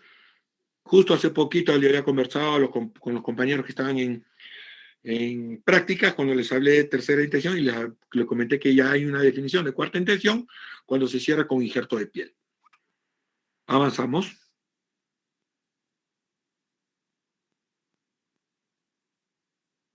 Ya, la manipulación comenzamos, ¿sí? Bueno, la profilaxis antitetánica, hay que acordarse que hay dos tipos de profilaxis, una con toxoide y otro con vacuna. ¿Ya? Con un antitoxoide y otro que es con la vacuna. El antitoxoide, ¿qué significa? Si nos ha entrado el germen del tétanos, entonces el que nos pongamos la vacuna no nos va a ayudar en nada, porque la vacuna produce un efecto de despertar nuestra inmunidad contra el germen. No contra el toxoide, sino contra el germen. No contra la toxina titánica, sino contra el germen. Y eso toma su tiempo. Entonces, si tenemos un paciente que tiene una herida, generalmente por un metal oxidado o contaminado, y queremos prevenir que le dé la enfermedad del tétano o que tenga algún problema con el tétano, lo que tiene que hacerse es colocarse el toxoide tetánico. El toxoide es para evitar que en forma aguda la toxina que produzca la bacteria que está invadiendo nos mate. Y la vacuna es para que en el tiempo, si en algún momento tengo algún tipo de contaminación, el organismo ataque rápidamente la bacteria y no le dé tiempo a producir toxina. Tomar eso muy en cuenta, tenerlo en cuenta. Avanza. Bueno, control de la infección, antiséptica, irrigación, avances, muy importante. Y bueno, esto es recordarles bastante. La mejor forma de curar una herida es agua de caño y jabón. Y en algún momento, bueno, que es más adelante, has mencionado que hay que irrigarla de una altura aproximadamente 35 centímetros para que tenga una buena limpieza. Pero el agua de ducha es mucho mejor, porque son microgotas. Primero, vienen a una gran altura.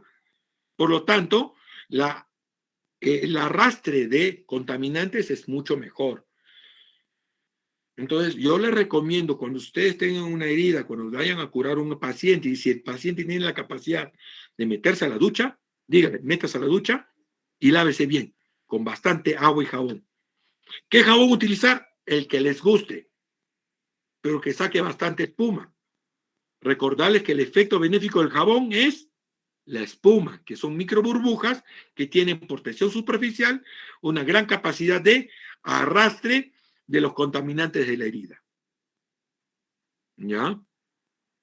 Ahora, bueno, la diferencia entre profilaxis y tratamiento antibiótico, no se olviden, 24 48 horas la profilaxis, antibiótico es ya un periodo mayor de 5 días. Continuamos. Bueno, retira todo lo que es tejido muerto, es parte de lo que tenemos que hacer, es la debridación. Avanza. Antes existía un medicamento que contenía colagenasa y tenía cloranfenicol en tópico, que era muy, pero muy bueno, personalmente muy bueno para heridas infectadas y que me hacían una buena debridación. Lastimosamente, hace muchos años desapareció el mercado y hasta ahora no encontré por qué. Bueno, ya vemos acá, cierre primario, sigue avanzando.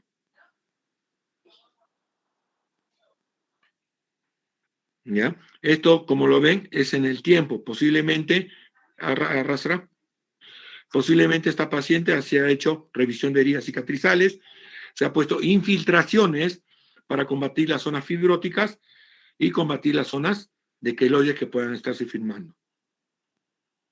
Avanzamos. Ya, el aporte de oxígeno, como acá, acá fue que hablaba, no, indispensable en la manera sintomática, un tema controversial. ¿A qué te referías tema controversial, disculpa? Doctor, más que nada por el uso de la cámara hiperbárica. O sea, se supone que teóricamente sí funciona, pero están haciendo muchas consideraciones, al menos en lo que yo leí, en lo que vienen a ser la toxicidad de las especies reactivas de oxígeno. Ya, claro que pueden inhibir o disminuir la capacidad de cicatrización. También, o sea, puede ser un efecto contraproducente. Ya, pero como repetí desde un comienzo, la intención de la cámara hiperbárica es dar más oxígeno de lo que pudiera recibir la herida, uno como desinflamatorio y segundo como antibiótico natural. Continuamos. Bueno, lógicamente esto sí está muy bien, ¿ya?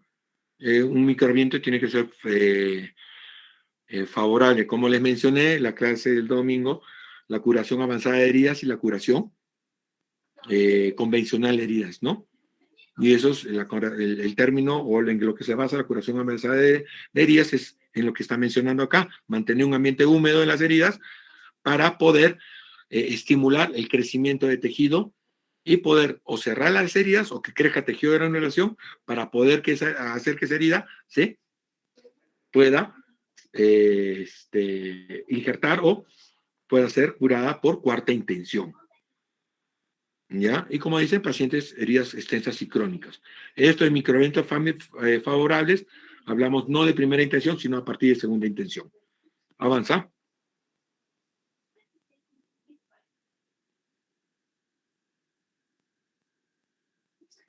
Continúo, ya. Ya, igual acá, bueno, acá dice, ¿no? Cierre primero y diferido. Cierre primero y diferido es igual a tercera intención, por si acaso. ¿Ya? Bueno, esto para tenerlo en clave, pero el cierre primero y diferido, oxígeno y microambiente favorable. La pregunta es, lo dijiste parcialmente, ¿cuál es el problema del cigarro? Doctor, cuando una persona fuma, el cigarro compite con lo que es los receptores de oxígeno en la hemoglobina, entonces no se facilita lo que es la cicatrización. El aporte de oxígeno hacia la lesión, ¿sí? Y también acuérdense que el tabaco de por sí produce una vasoconstricción periférica que disminuye la adecuada perfusión vascular en tejidos periféricos. Por eso cuando también hacemos colgajos o aspectos quirúrgicos en rinoplastías, por ejemplo, una de las cosas que sí prohibimos es el cigarro por lo menos 2 semanas antes de la cirugía.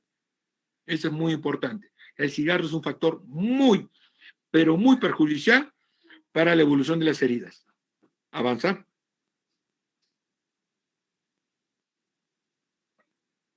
Ya, continuamos.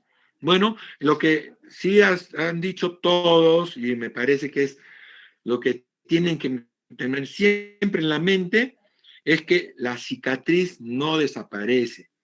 Puede mejorar a tal punto que puede ser poco perceptible, pero no desaparece.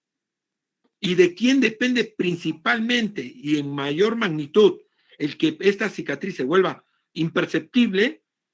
Más que la mano del cirujano, depende de la mano del mismo organismo. El propio organismo del paciente es el que nos lleva a una evolución muy favorable o poco favorable.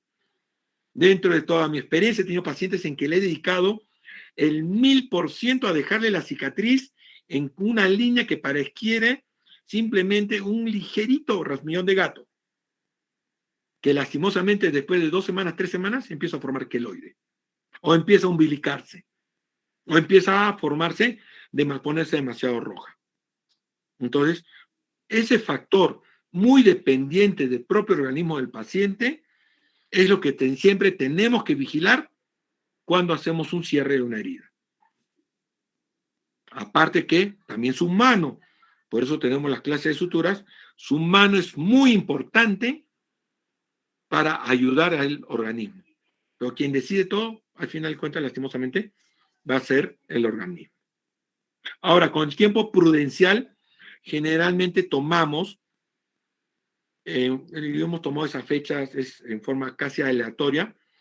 A partir del tercer mes, vemos si necesitamos hacer una cirugía correctiva, pero el tiempo ideal es a partir del 6º mes, es cuando decidimos si hacemos cirugía correctiva o no. Y también la decisión depende del grado de deformidad que tiene la cicatriz. Si el grado de deformidad es muy severo, porque le han hecho una sutura horrorosa, entonces podemos hacerlo al mes. No necesariamente tener que esperar el tercer mes. Entonces, tiene muchos parámetros para poder hacer una cirugía correctiva, muchos parámetros para poder determinar si la hacemos ya o esperamos más tiempo. Avanza. Ya, acá está muy bien. Acá ven, en la foto ven tres tipos de procedimientos, los 3 tipos que mencionó, ¿no? Uno, el de arriba, que han hecho una cetaplastía. En la del medio, han hecho una W-plastía. Y la última que han hecho como una hoja en diseño es volver a hacer un cierre primario. Entonces, la corrección la han hecho porque realmente la forma como suturaron a este paciente fue terrible. No lo suturaron bien. Ahí sí estoy definitivamente, ahí no le puedo echar la culpa al paciente o al organismo. Acá le echo la culpa a que también le han hecho una mala sutura o una sutura muy poco adecuada. Ya con la revisión de la herida o revisión de la sutura, o de revisión de la cicatriz, es que obtenemos una cicatriz un poco más decente, pero no la hemos borrado, como siempre, no borramos, la mejoramos. Continuamos.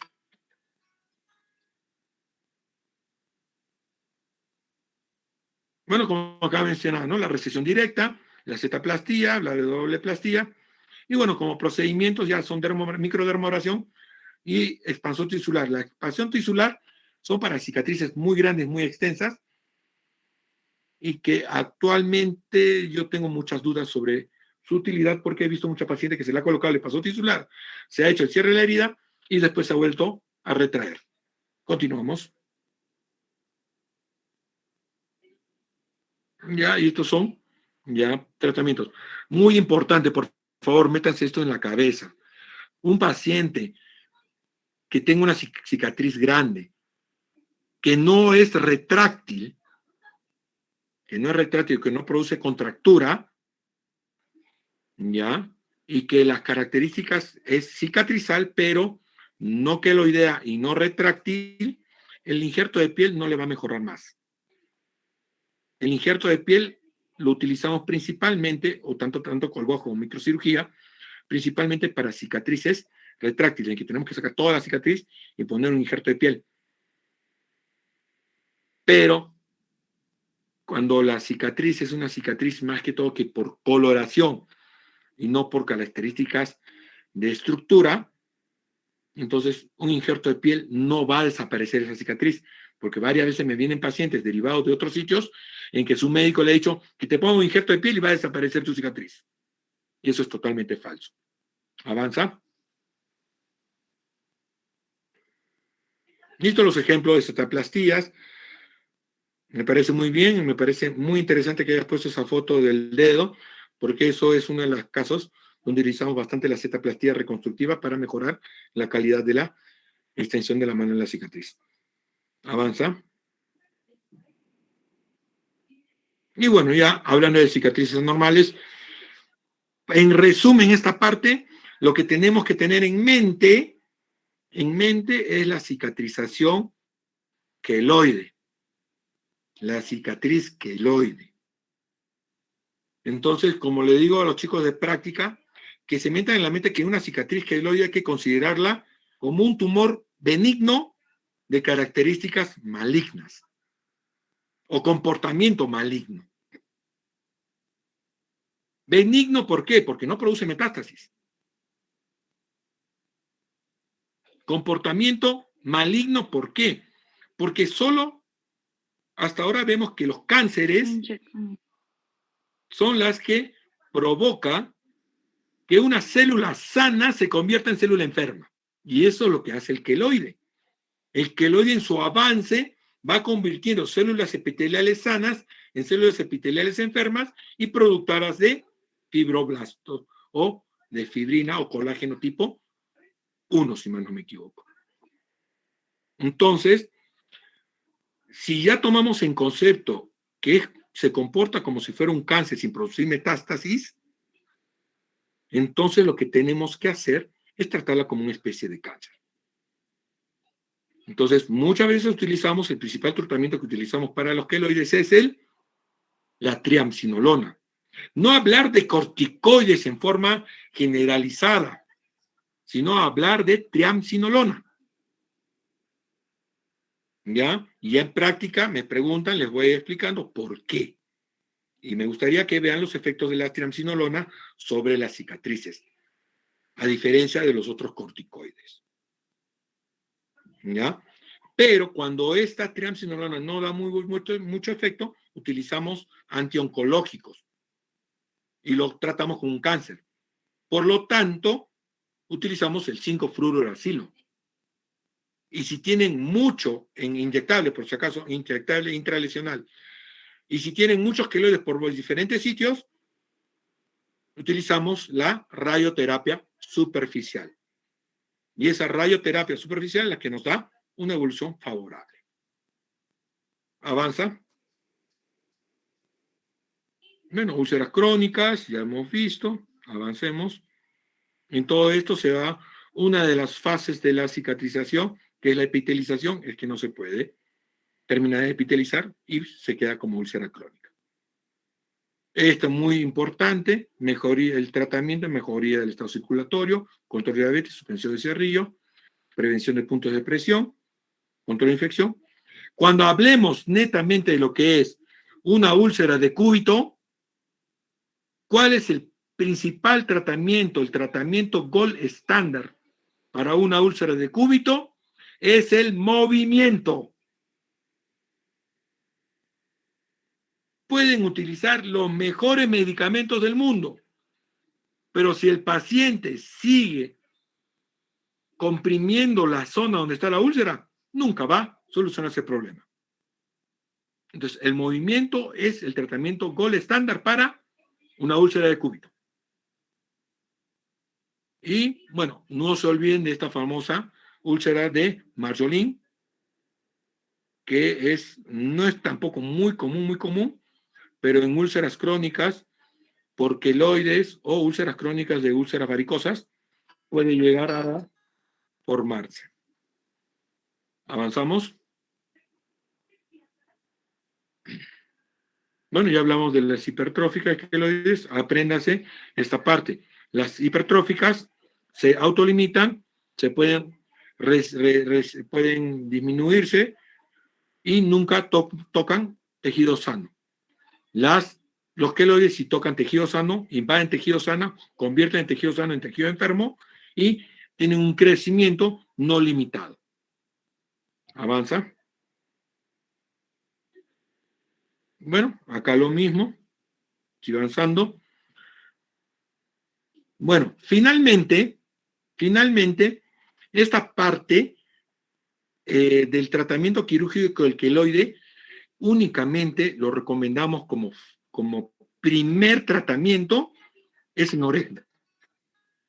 En oreja cuando recomendamos el tratamiento en primario quirúrgico, cuando se forman este tipo de queloides. En demás partes del cuerpo, lo que generalmente primero recomendamos es la infiltración. La infiltración es el gold estándar para la infiltración de triamcinolona, gold estándar para el tratamiento de los queloides. La cirugía es el último, lo último que pienses en el tratamiento del queloide. ¿Por qué? Porque hay una alta tendencia de recidivar. Y si hacemos una cirugía del queloide, tenemos que hacer una cirugía como si fuera una cirugía de cáncer, con un pequeño margen de sección de aproximadamente 0.5 centímetros y no dejar ningún vestigio del queloide. Porque si dejamos algún vestigio del queloide, es como un tumor maligno que va a volver a empezar a invadir todos los tejidos. Por eso es que hablamos de que la cirugía del queloide tiene alta tasa de recidiva. No tanto por el factor de predisposición a hacer queloide, sino más porque no ha sido una resección completa del queloide. Avancen. Ya, en oreja es el único sitio donde sí recomiendo el tratamiento primario quirúrgico. Avanza.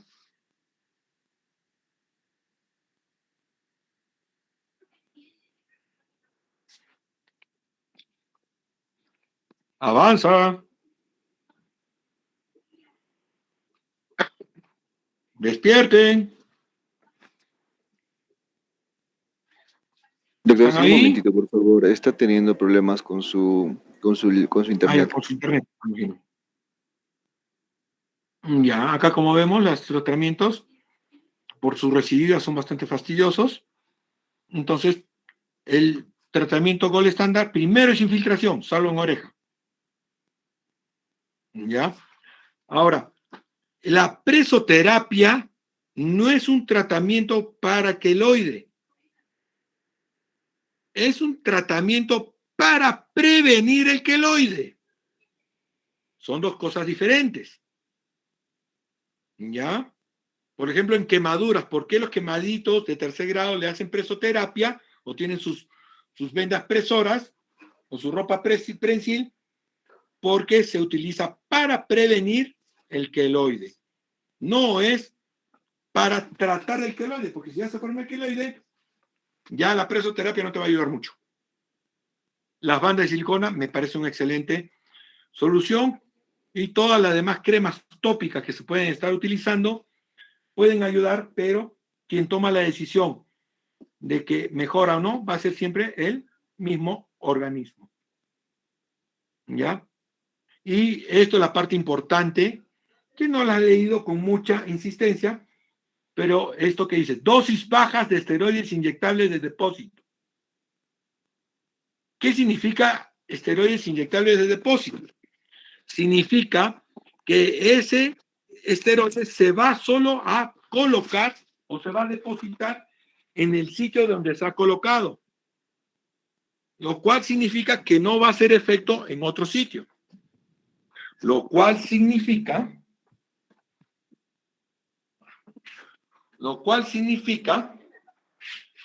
que va a ser de acción netamente localizada, no va a ser de acción sistémica.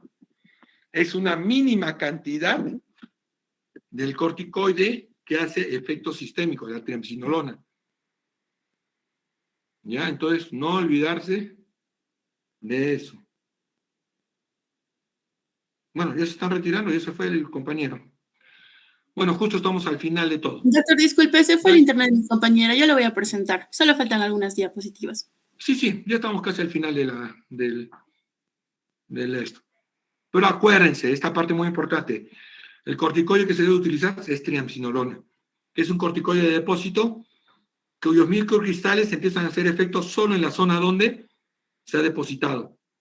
Por eso es importante que cuando habló de la terapia, de la inyección del corticoide, tiene que ser intralesional, solo tiene que ser en la cicatriz, no tiene que ser en los alrededores, porque en los alrededores puede producir hipotrofia del tejido y despigmentación, como lo presentó su compañero, como está presentado acá.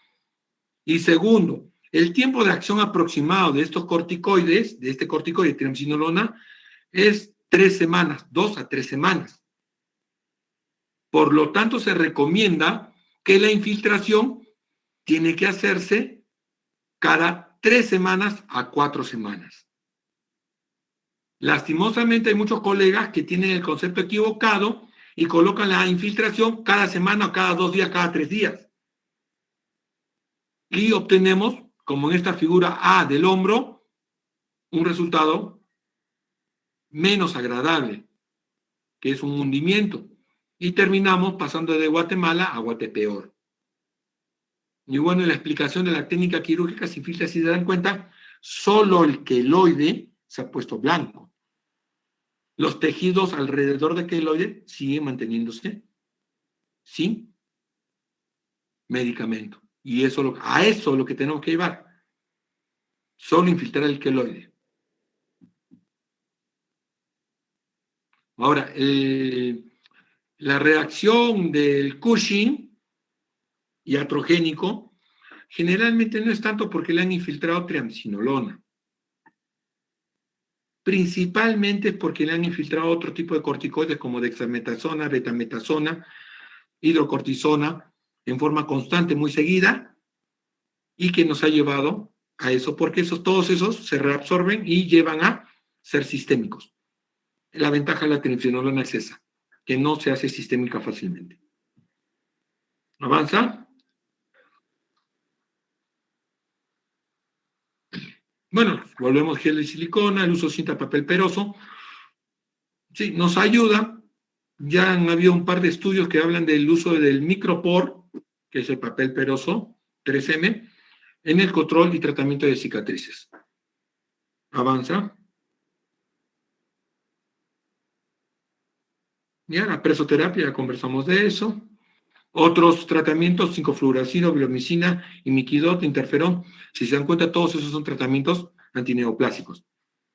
Y la radioterapia también es un tratamiento antineoplásica. Avanzamos, pero es radioterapia superficial, no es una radioterapia profunda. Y acuérdense, no existe crema mágica. No existe crema mágica. Muchos pacientes le van a pedir, doctor, deme la mejor crema del mundo para desaparecer la cicatriz. Entonces, lo primero que tienen que hacer o decir es, primero, no va a desaparecer tu cicatriz. Y segundo, la magia la va a hacer más tu organismo que los diferentes cremas que puedas utilizar. Y me encantó esta partecita cuando puso vendaje continuo 5 o 10 minutos varias veces al día. Dime así, pero no, acuérdense, el masaje es no frotando la cicatriz, sino comprimiéndola, no frotando, porque si me frotas la cicatriz, vas a estimular el queloide.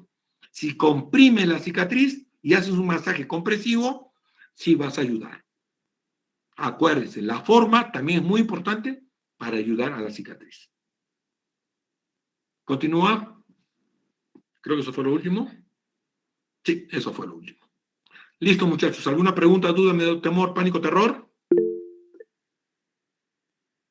A ver, dime, Lisbeth.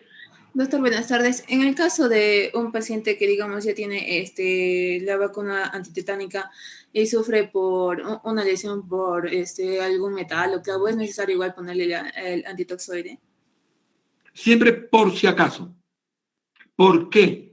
Porque si se infecta la herida mediante el bendito germen, puede ser que la reacción del organismo no pueda ser tan eficiente y permita la producción de algunos toxoides tetánicos que nos puedan producir daño.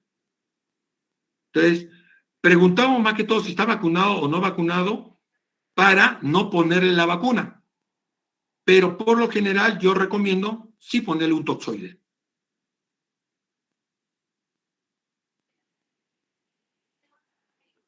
¿Alguna otra pregunta, duda, temor, pánico, terror?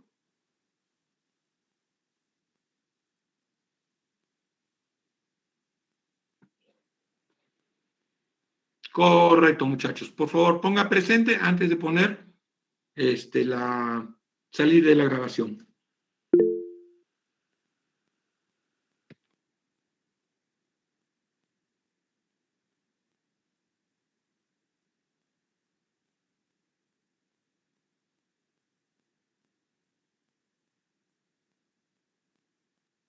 Ya, correcto, no te preocupes. Yo lo reviso generalmente ya de la grabación de las clases. Gracias a ti.